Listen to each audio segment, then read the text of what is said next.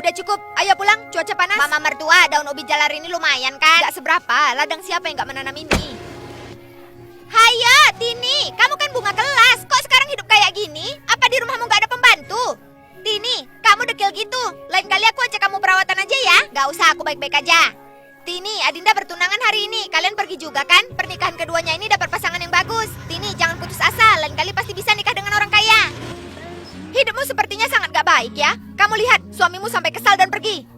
Dia pergi beli hadiah. Kamu gak perlu khawatir. Menantu, jangan dimasukkan ke hati. Mama mertua, gak apa-apa. Ayo kita jalan. Ma! Gelang emas dan kalung mutiara yang begitu besar, pasti semuanya mahal.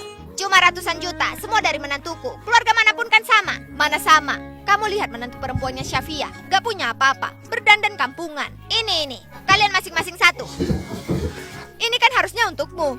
Kalau gak punya uang memang sering iri. Sama-sama jadi menantu, hidupnya bagai langit dan bumi. Tentu aja, putriku di rumah ada 3 pembantu yang melayani. Putriku, tante ketigamu juga mau jadi pembantu. Kamu aturlah. Boleh. Tini, atau kamu jadi pembantu di rumah kami aja, nggak akan merugikanmu. Gak usah, menantuku senang kok. Tante, kok kamu yang jawab sih? Kamu terlalu merendahkan menantumu. Mertuaku sangat baik, gak perlu bicara ini itu. Mama mertua, ayo. Menantu, ayo kita siap-siap cepat berangkat.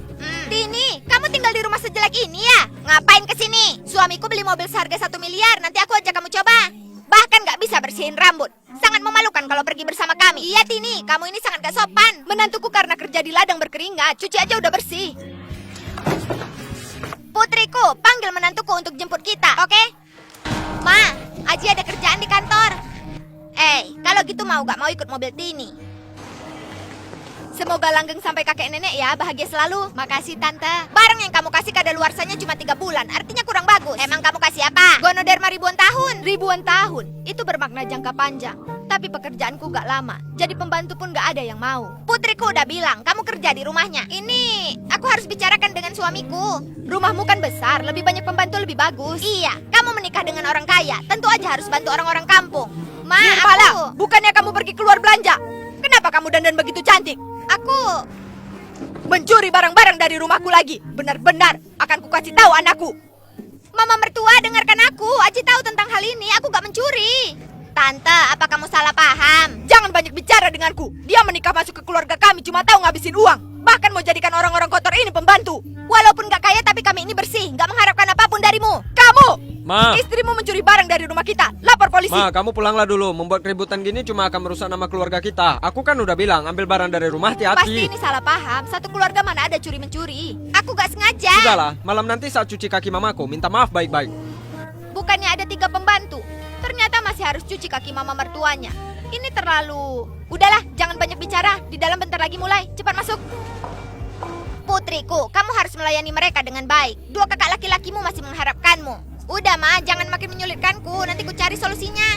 Tuti, pernikahan yang gak selevel itu gak mudah. Putrimu pasti banyak kesulitan. Sebagai seorang ibu, kamu harusnya memperhatikan dia.